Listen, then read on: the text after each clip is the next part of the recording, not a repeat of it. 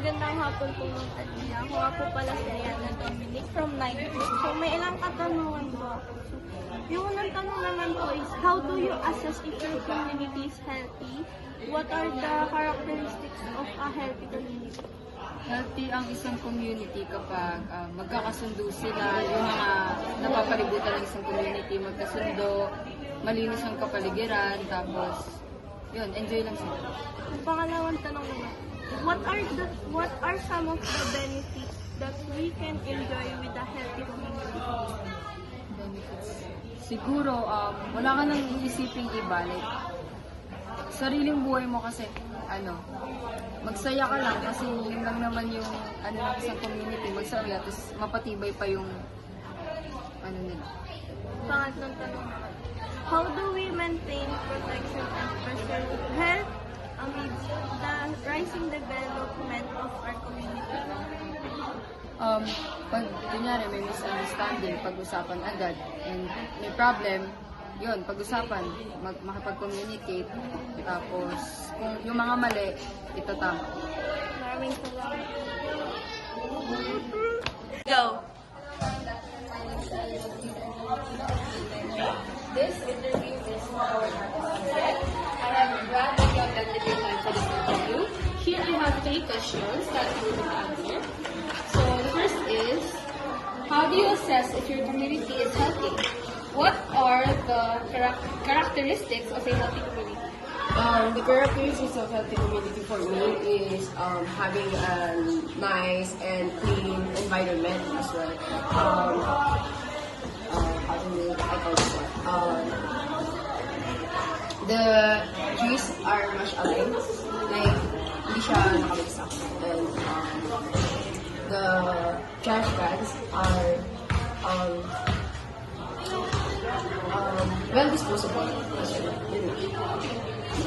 Next question, what are some of the benefits that we can enjoy of a healthy community? The things that you can do in a healthy community is that you can play or study around na you won't think about pollution, na you won't think about the disasters that can happen easily in our community. Last question, how do you maintain, protect, and preserve health amidst the rising development of our community? In maintaining the healthy community that we have, we should engage everyone to clean our rooms, to clean our environment, kasi that's where disasters start. Then, of course, we should also engage everyone to dispose their trash properly, and as well as help each other to know what do they do when the disasters happen to our healthy community.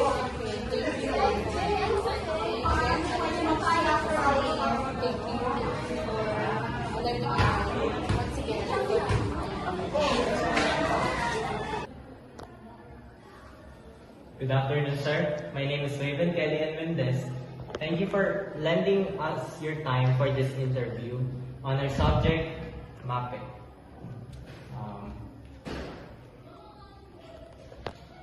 You only have to answer 3 questions only.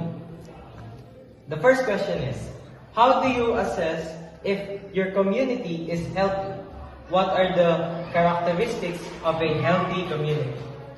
I think we can assess yung community natin if healthy. So, yung mga tao doon is nakakapag gawa ng mga basic needs nila. Halimbawa, yung healthcare is available, yung may parks, may mga establishments na for good people. So, para maging yung pati yung government makikisabay, pati yung mga individual persons, so ganun. Okay. Thank you for that wonderful question.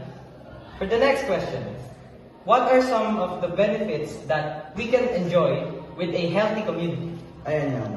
So, as I said earlier, na kapag healthy kasi yung community, kaya natin gawin yung basic needs natin. Pag nagagawa natin yung basic needs natin, mas gumagawa ng buhay natin. Halimbawa, kaya nga sa healthcare, yung nakakain tayo na maayos, yung daanan is maayos, yung environment is maganda, hindi yung nakakasira sa atin. So, yun. Okay, next question is, how do we maintain, protect, and preserve health, administer the rising development of our community? Okay, so, kasi yung Valenzuela is top 7 sa pinakamarami nakatira sa cities, no? So, tayo as individual, dapat nakipag-cooperate tayo sa bawat isa. Hindi lang kasi basta yung leader yung gumagawa. No? Dapat lahat tayo as a whole. No? So, kahit kayo dito sa MISD, kung students lang ang gagalaw, hindi ka sama ang teacher, pangit pa rin siya. So, ginawa ko example ng MISD kasi lahat dito is tumutulong para mas maging maganda tong community na to. From students to admins or teachers, magkakatulong sa mga gawain. So, yun, ayun yung way para ma-maintain natin yung good community, healthy community. Thank you, sir.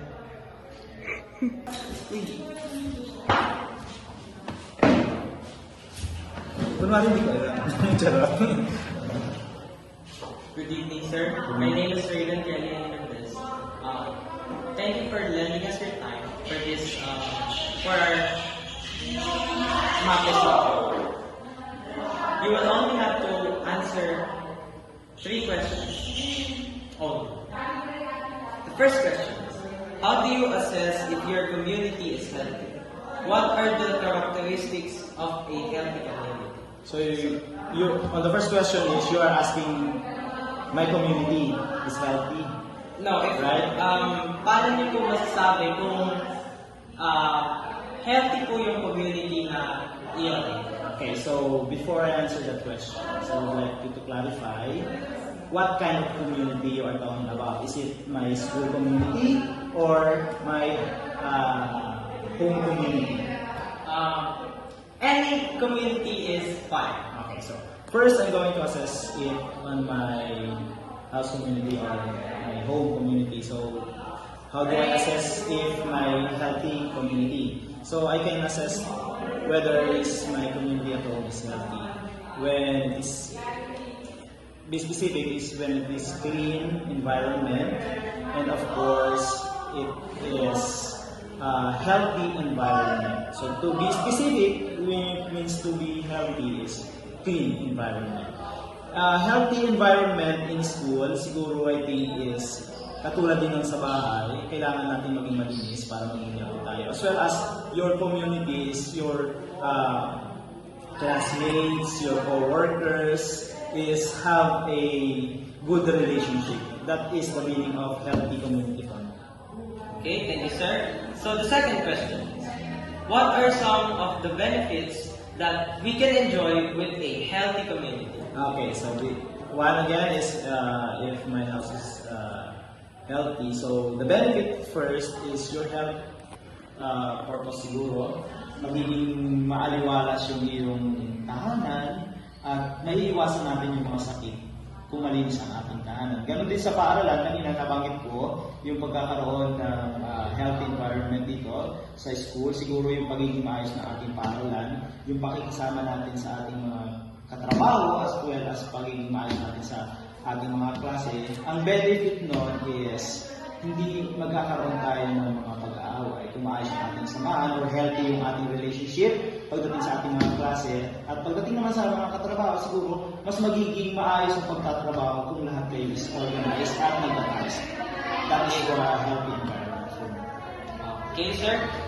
Moving on, the third question. Last na ba yun? Last question.